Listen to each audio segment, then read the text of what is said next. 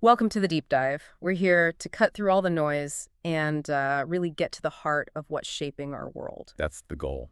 Today, we're plunging into a conflict that, well, it really seized global attention, a flashpoint. Mm-hmm. It started regionally, obviously, but sent these immediate shockwaves everywhere, impacting, everything from the price of oil right through to how modern warfare is even fought. It really did. We've gathered all the sources you provided, the latest articles, some really deep research, even your own notes to try and understand this incredibly significant and frankly often misunderstood recent development, the Iran-Israel conflict. And what's truly fascinating here, I think, isn't just the sheer speed. I mean, how fast it all unfolded was something else. Right. But it's also how those events almost immediately began to reveal these hidden alignments, redraw strategic maps, and present these new, profound challenges to established international norms. Yeah. So our deep dive today, our mission really, is designed to illuminate those critical shifts for you. We want to give you a clear, concise, and hopefully incredibly informative journey right into the heart of this conflict. Cutting through the noise. Right. Revealing the most important nuggets of knowledge, the key insights from your sources. We want to help you understand not just what happened on the ground in the digital realm, but crucially, why it matters so deeply for the future, for global stability, and what it truly means for you. That's precisely it. So let's jump right in. Let's map out the timeline first, because like you said, this wasn't some slow burn. Got it all. It was a flashpoint. It escalated with, frankly, breathtaking speed, caught a lot of people off guard. Definitely. It all kicked off June 2025, Israel's initial highly coordinated airstrikes. Your sources detail how, from June 13th to the 22nd, Israel launched this series of really calculated attacks on crucial Iranian targets. And we're talking major targets here. Oh, yeah. We're talking their nuclear enrichment sites, Natanz, Fordo, Isfahan. These aren't just buildings. They're, the heart of Iran's nuclear program, where they process uranium. So obviously critical for anyone worried about proliferation. Absolutely critical. But the strikes weren't just nuclear sites. They also hit IRGC command centers. That's the Islamic Revolutionary Guard Corps, right? Iran's powerful military branch. Yeah. Very influential. So striking right at their command and control. They hit missile infrastructure, too, trying to degrade Iran's ability to hit back, and key energy facilities, especially around Tehran, trying to exert economic pressure, maybe hit morale. A multi-pronged approach, clearly designed to inflict maximum strategic damage quickly. The sheer scale. It was immense, and your sources really underscore the immediate human cost, killing hundreds, and quite tragically triggering this internal exodus from Tehran. People just fleeing the capital, trying to find safety. Imagine the chaos, the fear. Just the immediate uprooting of lives. It's stark. That human element is profoundly important, isn't it? Yeah. And it often gets lost in the strategic discussions. It does.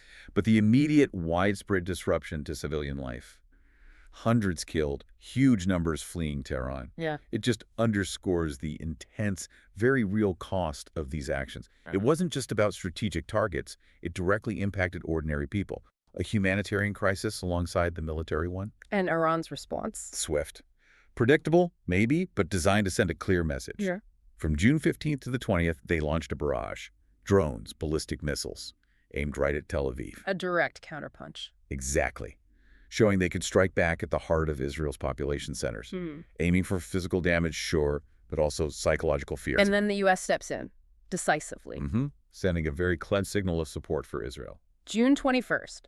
Operation Midnight Hammer, they called it. A significant intervention, bombing additional Iranian nuclear sites. Doubling down on degrading those capabilities. Right. Reinforcing that U.S. red line on proliferation. Right. And critically, U.S. forces were actively intercepting Iranian missile launches still heading towards Israel. This really showed the depth of the U.S. commitment, didn't it? An unprecedented level of direct engagement. It really was. But Iran, even facing that kind of force, didn't just back down. No. 2 days later, June 23rd, they retaliate against the U.S., striking the Al Udeid air base in Qatar. A huge U.S. military hub in the region. Exactly. It shows how quickly this was spinning out, beyond just Iran and Israel, pulling in global powers directly. But those strikes were intercepted. They were. Allied defenses, advanced missile defense systems. They were ready, the strikes were stopped, prevented potentially significant U.S. casualties, and maybe avoided an even wider conflict right then and there. So the large-scale fighting stopped, but the ceasefire, fragile. Incredibly fragile. That's what your sources emphasize. The U.S. brokered it, halted the big stuff, but intermittent violations, low-level exchanges, they continued from both sides. Just simmering underneath. It speaks volumes about the deep-seated tensions, the mutual distrust. Even a truce couldn't fully quiet things down for long. So the military actions were intense, rapid, yes. But what's really unsettling, I think, is how they happened. This wasn't just conventional warfare. It reflected this dramatic, maybe even revolutionary evolution in conflict. This deep dive really brought some fascinating and, frankly, quite unsettling things to light about what future wars might look like. Indeed. The traditional lines, Yeah. they're blurring in ways we've only really seen hints of before. Yeah. One of the most striking things, I think, from your sources is this novel hybrid warfare model used by Israeli intelligence, Mossad. Right, Mossad. In June 2025, they didn't just rely on long-range airstrikes for conventional forces. They executed this incredibly audacious plan, covertly smuggling drone parts Yes, drone parts. into Iran. Drone parts. How? Your sources mention things like seemingly innocuous suitcases, shipping containers, Yeah. which, when you stop and think about it, it speaks volumes about the depth of their infiltration. These weren't assembled weapons, just the components. Disassembled. And this is where it gets really interesting, right? I mean, imagine that. Not just bombing from afar, but building the weapons inside enemy territory. Yeah. That's a whole new level of hybrid warfare. It absolutely is. Your sources say these UAVs, unmanned aerial vehicles, drones basically, were then assembled inside Iran to sabotage key missile launchers, air defenses. Before the overt airstrikes even began. Exactly. It wasn't just a bombing run. It was this sophisticated espionage-enabled sabotage, actively degrading Iran's ability to defend itself or retaliate before the main wave hit their surface-to-surface missile sites. That sequence. It's key, isn't it? Absolutely key. It shows this deep-reaching, audacious strategy, combining intelligence, covert ops, and then conventional military action, all in one seamless, devastating blow. That's quite something. Then what's truly fascinating here is how this espionage-enabled sabotage, it gave them a critical advantage. Yeah. Almost an unfair one, you could argue. Oh, so? By disabling or degrading those missile sites and air defenses from within, Israel likely reduced the risks to its own pilots, its own assets, during the later airstrikes. Makes sense. This blending of covert infiltration with conventional strikes, it really redefines the opening moves of a major conflict, makes defense incredibly challenging when the threat is literally already inside your borders. The front lines aren't just geographical anymore. They're everywhere an adversary can infiltrate, absolutely. And it wasn't just physical infiltration, was it? The digital realm that became a massive battleground, too. Huge, if not more pervasive. We saw a dramatic escalation in cyber warfare, both sides. Iran targeted Israeli banking systems, aiming to cripple their financial infrastructure. Right, and cripple here could mean freezing accounts, disabling ATMs, disrupting online payments, even messing with financial records. Yeah. Imagine the panic, the economic paralysis among civilians. Designed to cause chaos. Exactly. Yeah. And in response, Israel reportedly hit Iran's satellite communications. Which could disrupt what? Military command, civilian internet. Both. Everything. Severely limiting Iran's ability to communicate internally and externally. Wow. Experts are already calling 2025 the year of digital siege. And for good reason. You can see why. It reflects this profound dramatic shift towards autonomous AI-driven warfare across multiple domains. It's not just switching off lights or freezing bank accounts anymore. It's more sophisticated. Much more. We're talking about the potential for advanced AI algorithms to autonomously find vulnerabilities, launch complex attacks, maybe even adapt their strategies in real time, faster than any human team could. And attribution, figuring out who did it, must be incredibly difficult. Terribly difficult. Often leaves adversaries guessing who attacked them from where. Which raises a critical question, doesn't it? Which is? How does this blend physical, covert, digital attacks fundamentally change our traditional ideas of war? And how does the accelerating pace of AI development push this evolution even further? Are we entering an era where wars are fought as much with code in the shadows as on battlefields? It certainly feels like it. This kind of warfare creates immense uncertainty. The rules of engagement aren't just being rewritten, they're being written in entirely new languages, code, with potentially devastating implications for civilian infrastructure, global stability. This blending of covert ops and cyber attacks, it paints a truly unsettling picture. A new kind of battlefield where the lines are just incredibly blurry between peace and conflict, even between combatants and non-combatants. But beyond the direct combat, these events sent tremors, didn't they, through the entire global community, forcing nations to pick sides or at least reevaluate their positions, their long-held positions in the geopolitical chess game. Precisely. The immediate aftermath revealed this complex, often contradictory web of reactions, regional and global. Let's start regionally, the Gulf Arab states. Saudi Arabia, UAE, Egypt, Jordan. They were in a tricky spot, weren't they? An incredibly delicate position, publicly. They maintained a cautious diplomatic stance. Voiced concern, called for de-escalation. The standard diplomatic playbook. Avoid getting drawn in. Exactly. But, and this is a crucial, almost hidden insight from your sources, secretly, they aided Israel. Secretly? Sharing intelligence. Presumably about Iranian movements, capabilities, maybe vulnerabilities, and even providing air corridor access for Israeli operations. Wow. That's a remarkable stance, almost contradictory. It is, isn't it? It highlights this quiet but incredibly significant strategic realignment happening in the region. Realpolitik in action. Absolutely. Despite public statements aligning with, say, Arab solidarity, their actions suggest this deeper, shared concern about Iran, its influence, its nuclear ambitions, leading them to quietly support Israel as a pragmatic counterweight. Security interests trumping traditional animosities, a silent partnership for their own stability. And this quiet support, it must have put pressure on Iran's proxies. Hezbollah, Iraqi militias, the Houthis. Significant constraints, yes. Your sources indicate Israel preemptively hit many of their known assets, their launch sites, and firm U.S. warnings also played a big role in limiting their responses. So preventing that multi-front war many feared. That preemptive action, plus the diplomatic pressure, it was critical in containing it, at least initially.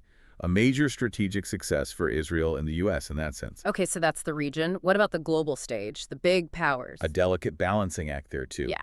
The U.S. response, under President Trump, initially cautious, signaling maybe a desire to avoid another costly Mideast entanglement. But then they jumped in with Operation Midnight Hammer. Right. Escalated quickly with direct strikes, missile interceptions, highlighting that deep alliance. But interestingly, even after intervening, Trump apparently remained critical of further Israeli aggression. So not a blank check. Exactly. Added another layer of complexity. It wasn't an open-ended endorsement. Suggests strategic nuance, maybe a desire to control the narrative for domestic political reasons, that America First echo, perhaps. A very careful line the U.S. was walking, balancing support for an ally with preventing wider war, and maybe managing internal politics, too. What about China and Russia? Both urged de-escalation. China, in particular, emphasized its neutrality, subtly positioning itself as the calmer, more responsible diplomatic actor. Contrasting itself with U.S. actions. That's often Beijing's framing, portraying U.S. assertiveness as destabilizing. Russia warned against global destabilization, maybe worried about impacts on its own interests, but notably stopped short of offering direct military backing to Iran. Interesting. So revealing that complex U.S.-China power contest again, Beijing seeing U.S. actions as destabilizing, trying to look like the more reliable partner. And Europe. Where do they stand? In an incredibly difficult, uncomfortable position, it seems. European nations were critical of Israel's aggressive stance, deeply concerned about nuclear escalation, regional instability, the big risks. And they have other things on their plate, too. Absolutely. They're grappling with significant war fatigue from Ukraine, right? The economic costs, refugees, military aid strain, and then there are the persistent humanitarian concerns from Gaza. A very tough balancing act for them. Caught between traditional alliances, humanitarian values, and their own immediate economic and security interests. Very challenging. And, Pakistan was mentioned. Briefly. Some Iranian leaders made serious, though quickly disavowed, threats of nuclear retribution towards Pakistan. Nuclear threats. Yes. Pakistan officially denied any intent to intervene, but the mere mention of nuclear weapons, it just underscores the terrifying stakes involved here. Deeply unsettling, that nuclear shadow hanging over it all. And this whole complex geopolitical dance, it had immediate severe repercussions far beyond the battlefield, didn't it? Especially on markets and energy security. Huge repercussions. The ripple effects hit economies worldwide almost instantly, hitting people right in their pockets. Yeah, you're absolutely right. The economic aftershocks were swift. profound, shaking everything from oil barrels to bank accounts, causing widespread anxiety. Let's start with energy. Oil prices surged. Almost immediately, Brent crude, the global benchmark, jumped significantly. Your sources say anywhere from 7 to 14%, briefly hitting between, $78 and $90 a barrel? Driven by fears of disrupted supply, especially through the Strait of Hormuz. Exactly, and for good reason. Hormuz. It's arguably the world's most critical oil choke point. How much oil goes through there? Roughly a fifth of the world's entire petroleum supply, every single day. Through this narrow passage, barely 21 nautical miles wide at its narrowest. Tiny and vulnerable. Extremely. And your sources note the Iranian parliament actually authorized its potential closure. A chilling move. Absolutely. If they'd actually done it, prices likely would have spiked. $120, $150 a barrel, maybe even higher. Did they close it? No, those passage threats ultimately fell flat. Shipping remained open. But the possibility, it sent shivers through energy markets globally. And highlighted the vulnerability. Massively, especially for energy importers in Asia, Japan, South Korea, India, China. It dramatically accelerated the urgency for them to shift towards clean energy, diversify away from these vulnerable fossil fuel supply chains. What about the broader economic hit if Hormuz had closed? Sobering stuff. Analysts modeled it could shave about 0.8% off global GDP. 0.8%. That sounds small, but globally. It's billions, potentially trillions wiped out, leading to job losses, less investment, a general slowdown.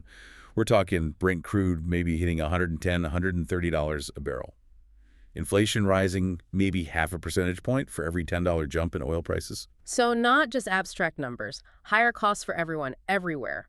Gas pump, groceries. Exactly, making daily life more expensive, eroding purchasing power. Now, what's this about disrupting safe haven norms? That sounds significant. It is. Really significant and quite concerning. Historically, right, in times of crisis, investors flock to stable assets. U.S. Treasuries, the U.S. dollar, they're seen as safe havens. Standard procedure in a crisis. A fundamental tenet. But during this June conflict, your sources show, U.S. Treasuries did not rally as usual. Neither did the dollar. That's really unexpected, right? Profoundly unexpected. A truly significant deviation from historical patterns. It signals, well, maybe a weakening faith in that dollar-centric safe haven status that's underpinned the global financial system for decades. Why? What could be causing that shift? It could be a number of things. Growing skepticism, perhaps? Maybe due to rising U.S. national debt, political polarization in the U.S., or even just the long-term trend towards a more multipolar financial world, where alternatives to the dollar, other currencies, maybe even digital assets are gaining traction. So instead of treasuries and the dollar, where did investors go? Well, U.S. equities actually underperformed global ones in 2025. Investors lean towards commodities, physical assets like gold, raw materials, and international stocks. Diversifying trust, spreading risk. Seems like it. Perhaps perception that U.S. involvement in global conflicts creates its own uncertainties. It's a spreading out of risk. And central banks, caught in the middle. Squeezed. In an unenviable position, soaring oil prices reignite inflation, making their job maintaining price stability, keeping your daily costs predictable, incredibly difficult. The IMF raised its forecast. They did. Increased the 2025 inflation forecast to about 6.2%. Complicating hopes for rate stability, economic recovery. Policymakers now have to brace for prolonged geopolitical supply shocks, immense pressure on economies already dealing with post-pandemic issues. Okay, let's talk about the direct economic toll. On Iran and Israel themselves, the sources paint a stark picture, don't they? Very stark, very human. Israel, despite its sophisticated economy, the defense costs were huge. Astronomical. Around $725 million per day. Per day. Wow. Adds up quickly. Around $12 billion for just 1 month of intense conflict. That puts enormous strain on the national budget. Potential cuts elsewhere, higher taxes, more debt. And the reservist mobilization, pulling people out of jobs. Severe labor shortages resulted from that, pulling critical workers out of the economy. Plus, don't forget the ongoing financial drain from operations in Gaza. It's a tremendous multifaceted strain. On the economy, on daily life. The cost is palpable, affecting everything, and for Iran. Arguably even more severe, compounding problems they already had. Like what? A rapidly weakening currency, made worse by existing international sanctions, significant damage to infrastructure from the strikes, widespread blackouts affecting millions, and maybe most importantly, rising internal dissent. That combination sounds dire. It is, creates a dire situation for the population. The human impact isn't just casualties. It's the deterioration of daily life, economic hardship, growing unrest. This kind of economic pressure could have really long-term destabilizing effects.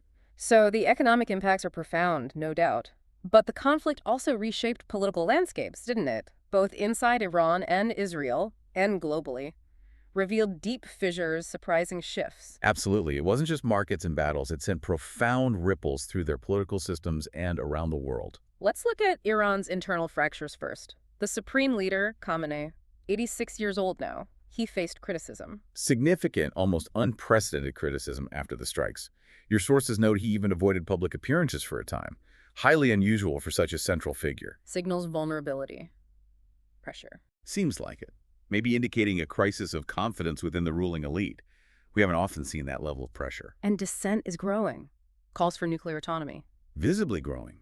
And paradoxically, the foreign strikes, while damaging, might have actually strengthened calls from some segments, hardline factions, who believe only a nuclear program can truly deter threats and protect sovereignty. And the succession issue. For Khamenei's position. Gaining significant traction. Amplified by his age, the perceived weakness. There's a real potential for hardliners' IRGC commanders, notably to tighten their grip, especially if the succession process intensifies. This conflict could embolden those pushing for a harder line, potentially leading to an even more conservative Iran down the road. And Israel's political gamble, Netanyahu strikes, seen partly as a domestic move. Widely seen that way, yes. A potential way to revive his standing amidst internal challenges, protests, a divided coalition. Did it work? Politically? In some ways, yes. The decisive actions secured that crucial U.S. military backing, temporarily boosted his position at home, rallied some people around a perceived strong leader in crisis. But... This tactical victory also brings new scrutiny. Over his leadership, the long-term stability of the region, the immense costs incurred. It's a high-stakes play, with long-term consequences for his legacy and for Israel's strategic future. Raises that question about leadership in crisis, doesn't it? Short-term political gain versus long-term risk. It certainly does. And globally, we see that U.S.-China contest re-emphasized. Beijing seeing U.S. actions as destabilizing? That's their framing, portraying U.S. interventionism as a source of unpredictability. China strategically positioned itself as calmer, more measured, while carefully maintaining ties with Iran, a key energy supplier and strategic partner for them. Subtly challenging U.S. leadership and narrative. Exactly. Presenting itself as a more responsible global stakeholder. And that regional power shift. Gulf states aligning quietly with Israel. Continued to solidify, becoming more overt, perhaps behind the scenes. That pragmatic move driven by shared security interests against Iran while ensuring continued U.S. support. Normalization efforts, like potential Saudi-Israeli ties, proceeding cautiously but deliberately. A dramatic reshaping of Mideast alliances. And we can't forget U.S. domestic opinion. That 85% opposition. That's huge, overwhelming, puts immense pressure on decision-makers back home, severely limiting the long-term appetite for direct military engagement there. A critical factor for future U.S. policy. Absolutely. And despite all this intense conflict, diplomatic efforts continued, didn't they? Even if on shaky ground. As the world grapples with this new normal of instability, interconnected risks. Highlights that complex interplay. Military action, but also the persistent, often tough work of diplomacy. It's true. Even amidst the chaos, diplomacy found a way, though, like we said, a very fragile path. That U.S.-brokered ceasefire, highly volatile. Remains so. Despite the official halt to major aggression, both sides and their proxies keep engaging in low-level exchanges. Small missile launches, drone skirmishes, cyber stuff, the risk of it all resuming, still incredibly high. Less a peace, more a precarious pause. A tense standoff, exactly. The underlying capabilities, the intentions, they haven't gone away. But there were parallel diplomatic efforts, even during the fighting. Fascinatingly, yes. Demonstrates ongoing global concern beyond the immediate fighting. European powers, France, Germany, UK, they actually resumed the Iran nuclear talks in Geneva on June 20th. Right in the middle of it all, talking about uranium enrichment. Precisely.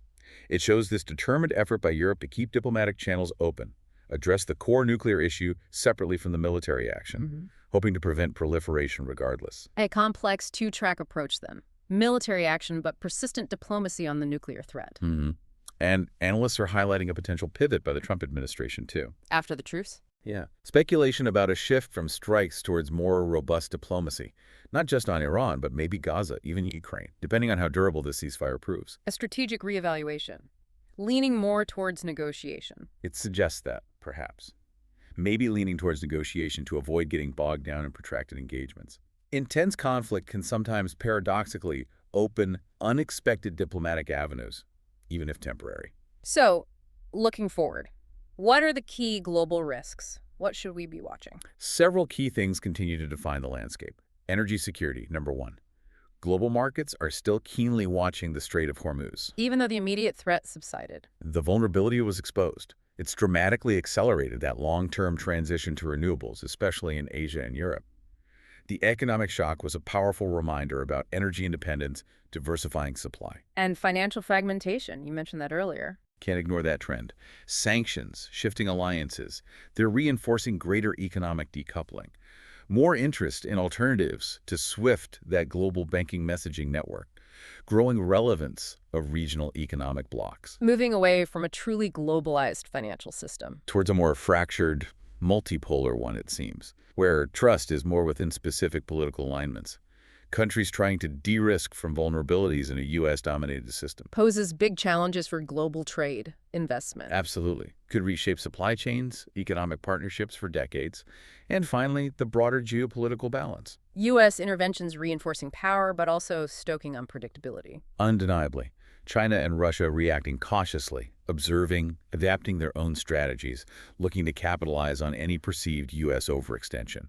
And crucially, that strong U.S. domestic opposition, the 85%, remains a powerful undercurrent, shaping future U.S. engagements. potentially limiting their scope and duration. Really brings us back to that important question for all of us, doesn't it? Which is, how do nations navigate this landscape, where military, economic, cyber conflicts are so deeply intertwined, and where traditional alliances are quietly shifting beneath the surface? so what does this all mean for our interconnected world? We've seen how fast conflict can reshape, well, everything. Not just borders, but economies, alliances, the nature of war itself. This deep dive really laid bare a complex narrative, didn't it? A conflict escalating way beyond regional bounds. Direct state strikes, U.S. intervention, proxies, pushing markets, energy, alliances onto incredibly unstable ground, forcing this urgent rethink of old assumptions. It's humbling. Shows the profound interconnectedness and the very real human and economic costs. The key takeaways for you listening, they're pretty clear, I think. They are. Regionally, players are rebalancing. Quietly. Caught between fears of Iran's nuclear aims and a pragmatic view of Israel's military power, leading to those intriguing secret alignments. Economically. The shocks, the asset shifts, starkly revealed a deepening fragility in global interdependence, forcing nations to rethink vulnerabilities. And political. Long-standing regimes, alliances, they face these profound internal and external recalibrations, opening uncertain paths ahead for everyone involved, shifting the very foundations of global power. So as you reflect on this complex deep dive, here's something to consider. How might this conflict, and especially those new hybrid tactics, that audacious espionage sabotage, the AI-driven cyber war, how might that accelerate or redefine the global race, the race for tech supremacy, and by extension, the future of international power dynamics? What does it mean for your understanding of global stability in a world that feels increasingly unpredictable? It's a lot to think about. It is. And the implications will keep unfolding for years to come, shaping our shared future. Absolutely. Thank you for joining us on this deep dive. Stay curious and keep exploring the world with us.